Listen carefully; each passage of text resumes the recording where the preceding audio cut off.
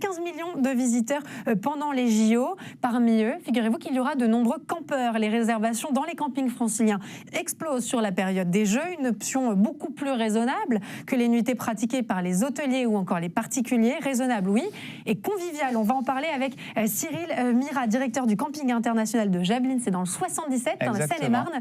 Merci beaucoup d'être avec nous. Merci vous avez constaté, vous, une hausse importante de la demande sur la période des Jeux? Alors c'est surtout une hausse de la demande en amont. C'est-à-dire que depuis 2 ans, on reçoit des demandes pour cette période des Jeux Olympiques. Alors qu'habituellement, on reçoit des demandes au cours de l'hiver pour l'été. Donc là, ça a été vraiment quelque chose qu'on a dû anticiper. On a discuté avec l'ensemble des collègues qui gèrent des campings en Ile-de-France. Et il y en a quand même 86 exactement, en Ile-de-France, dont un dans le cœur de Paris. J'ai appris ça en préparant cette interview. Exactement, et c'est effectivement un mode d'hébergement auquel on ne pense pas forcément en Ile-de-France. Vous avez raison de préciser en Ile-de-France, puisque c'est vrai que les campings sont privilégiés par les familles quand on va en vacances dans le sud de la France, par exemple. Et on n'y pense pas beaucoup en Ile-de-France. Exactement. Pourquoi ? Parce qu'on n'a pas cette image forcément du camping quand on vient à Paris ou en région parisienne. Et en fait, ils existent. Exactement, dans des coins qui sont magnifiques, avec de la nature, tout en ayant une accessibilité au transport. Et ça apporte autre chose. Et on est même limite plus connu à l'international que sur le plan national. Parce que la clientèle internationale est importante. Exactement. Quel est votre taux d'occupation actuel en prévisionnel justement sur la période des Jeux aujourd'hui? Sur les JO? Ouais. Moi, 100%. C'est génial. C'est une bonne nouvelle. Oui, c'est une très très bonne nouvelle. Certains de mes collègues ont encore des places, donc il faut quand même y penser. Ceci étant, sur cette période, j'aurais été complet. D'accord, vous l'êtes habituellement? Habituellement, je suis complet sur cette période. Donc, et c'est vrai sur toute la période estivale? Quasiment. D'accord. Par rapport à l'implantation de notre camping, on est très très bien situé à l'est parisien. Combien de temps pour rejoindre le centre de Paris et donc le site des épreuves? Ça dépend des ponts. Absolument, ça dépend des ponts. Mais de notre côté, ça va a priori. On va dire entre une demi-heure et 3/4 d'heure. Un peu plus peut-être pendant les Jeux, mais ça reste en effet très très raisonnable. Et on a aussi des épreuves qui se passent à proximité de nous. Oui. Voilà. Et de toute façon, en Ile-de-France, globalement, il y a toujours des épreuves qui se passent pas très loin de nos campings. Donc ça, c'est important. Et je vais revenir sur ce que vous précisiez précédemment, c'est que quoi qu'il arrive, on aurait été plein, nous. Donc, on a dû s'organiser pour prévoir les réservations. Donc, ça a été un travail complémentaire. On a dû aussi discuter entre nous, parce que c'était quand même très nouveau de devoir anticiper de cette manière autant de demandes, des dizaines de mails qu'on recevait tous les jours. Enfin, c'était complètement atypique. Et aussi, on voulait conserver l'ADN du camping. Exactement, l'ADN du camping. C'est-à-dire un camping, c'est des vacances conviviales et accessibles au plus grand nombre. Et c'est pour cette raison que vous n'avez pas beaucoup augmenté les prix finalement. Exactement, et l'augmentation, elle est vraiment spot sur la quinzaine des JO. C'est-à-dire que sur l'ensemble de la saison, on a conservé des prix quasiment comme ceux qu'on avait avant, d'accord?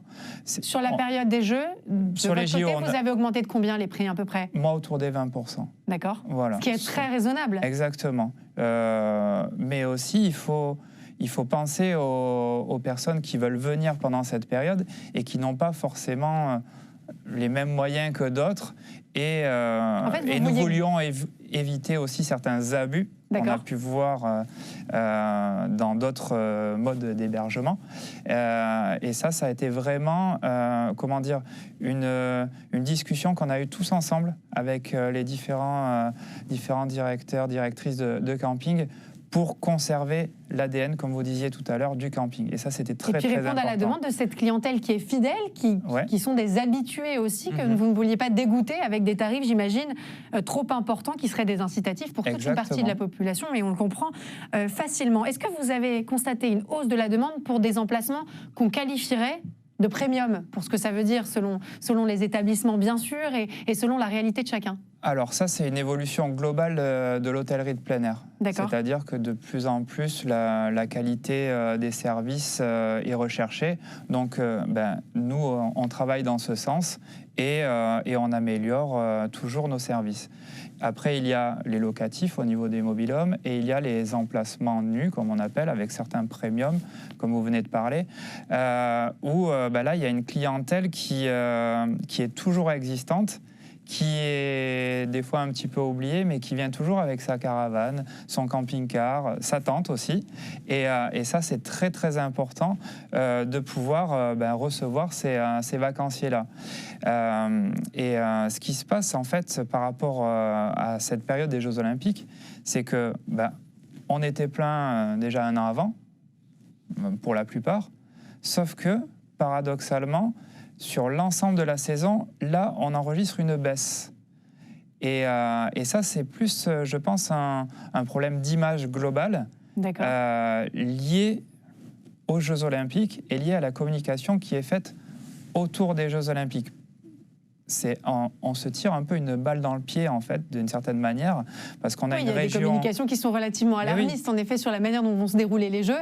Et donc, derrière, on imagine que ça rebute certains. On a une région magnifique. Il faut le dire. On a, outre Paris, mais toute la région est magnifique. On a des monuments, on a des pôles d'attractivité qui sont très recherchés.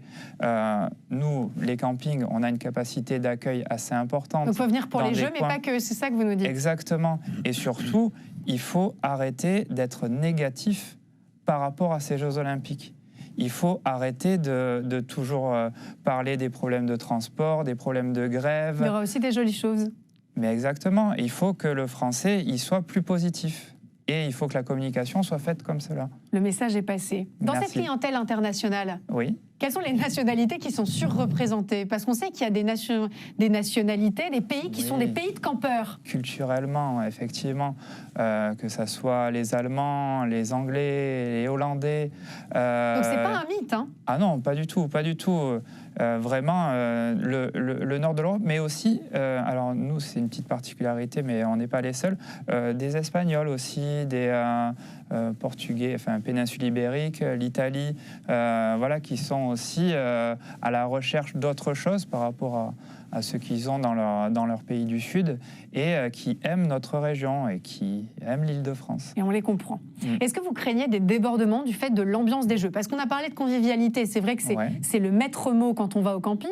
Est-ce que vous avez peur que ça bascule un peu trop du côté festif? On sait que ça va être une grande fête, les Jeux, c'est l'occasion de le redire. Est-ce que vous craignez que ça soit un peu... les Jeux du cirque. Un peu le cirque, pas du joliment dit. Pas du tout. Non, pas du tout, parce qu'on a l'habitude de toute façon de gérer une affluence importante, d'accord. Donc cette affluence on l'aura, quoi qu'il arrive.